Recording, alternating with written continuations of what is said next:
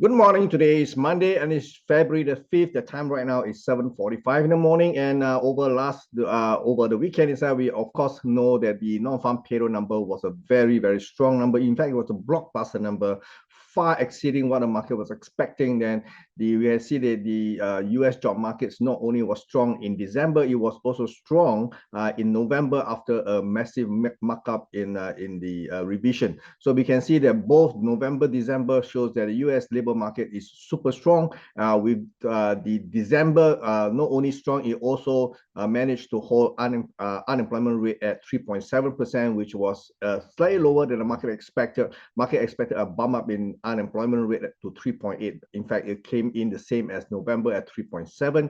And not only that, we also have very strong weekly hourly earnings. We can see that US workers are actually having a increase in their wages. Market was expecting an increase of 0.3%. In fact, it came at double at 0.6%. So overall, we can see that that number actually spiked the dollar higher, because we can see that in the face of rising wages, that means to say that the inflation is going to be a problem, and that will effectively take away the need to cut interest rate right now. Now, if I'm a central banker, if I have seen the non-farm payroll so strong, I will not be in a position to cut rates, because by cutting rates, I will be fueling the inflation, because higher wages will lead to higher consumption.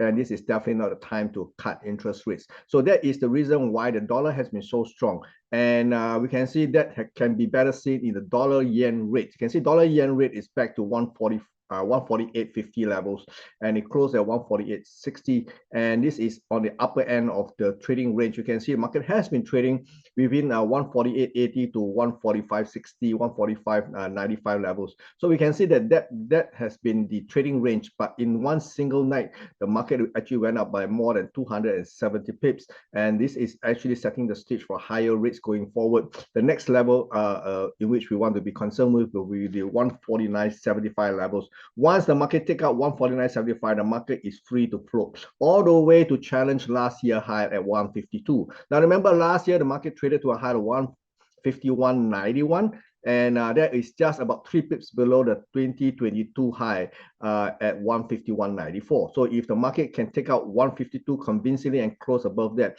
that will essentially means the dollar-yen rate is going to fly beyond, far beyond. And of course, the only risk is whether the Bank of Japan will come in to intervene, because both time back in 2022 near 152, the Bank of Japan came in to intervene, which eventually brought the dollar-yen rate back to the mid levels of 127. So that was a massive pullback in dollar-yen rate. Last year, market was very, very cautious as it approached the 152 levels. There was no intervention, but the market was actually very, very nervous going into 152 levels. So if this year we have, and one more try, the third time could actually see dollar-yen rate breaks above the 152. So watch out. There's going to be quite a bit of potential going forward. So I think the momentum should be able to carry dollar-yen much, much higher. This is all I have for you. In the meantime, you take care. I'll come back to you tomorrow with further updates. Bye-bye.